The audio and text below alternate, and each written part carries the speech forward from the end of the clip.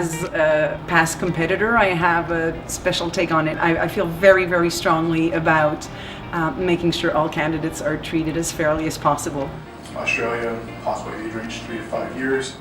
The person who wins this will have a ticket to go to the national competition. When you win the national competition, you can go to the continental competition, Best Sommelier of the Americas. And once you win that, or national title, you can go on to compete in the world's Best Sommelier competition. Class number 5 and 6, product name and country of origin.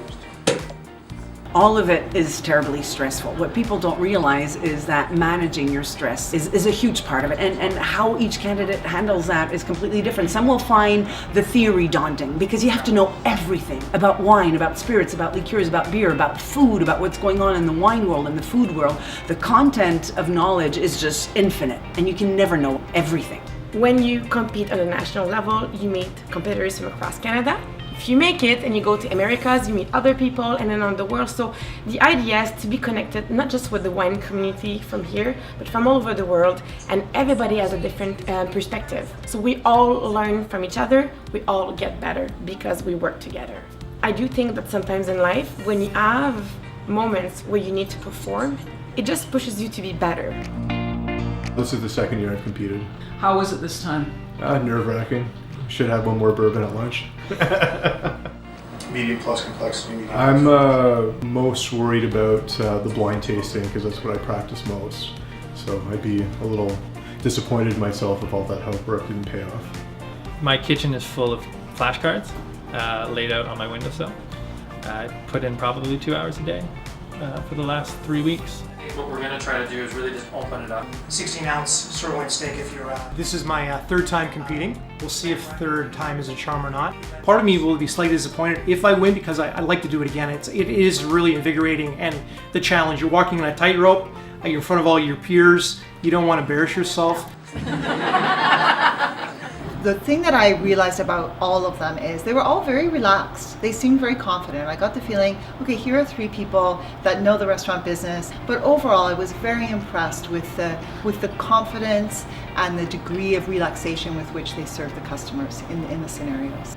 So the first task is to do sparkling wine service. Second task, red wine service involving decanting. Then comes the tasting, the fun part for the audience.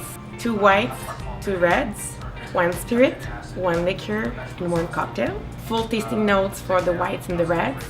For the liqueur and the spirit, they need to identify what it is and the country. For the cocktails, they need to find the cocktails and list the ingredients. And then they have the food and wine pairing. They have 3 courses. They need to choose 3 wines from 3 different provinces in Canada. Then they need to choose 1 French cheese to go with 1 French wine. And then we ask a couple tricky questions about food items on the menu. I competed 4 times over a period of over 10 years before winning the provincial title in Quebec, and then went on to participate in the national and in the world championship 3 times.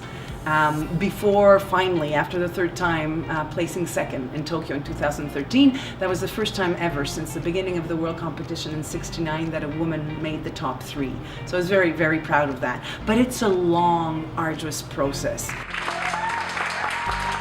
You do it for yourself, for your improvement, you know, to grow professionally, but also to build the community. And I'm just so excited to see so many people out here in BC that are contributing, that are working together, and that really see it almost more as community building and professional development. And it really speaks to how motivated and dedicated these professionals are.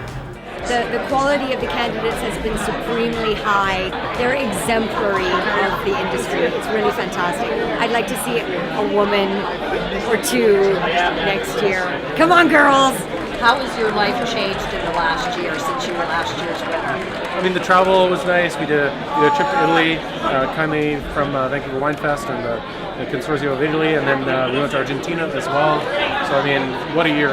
But to be in the rarefied air with all these guys right now, that is very special. I gotta hand the crown over. It's been weighing heavy on my head. And the winner is Shane Taylor.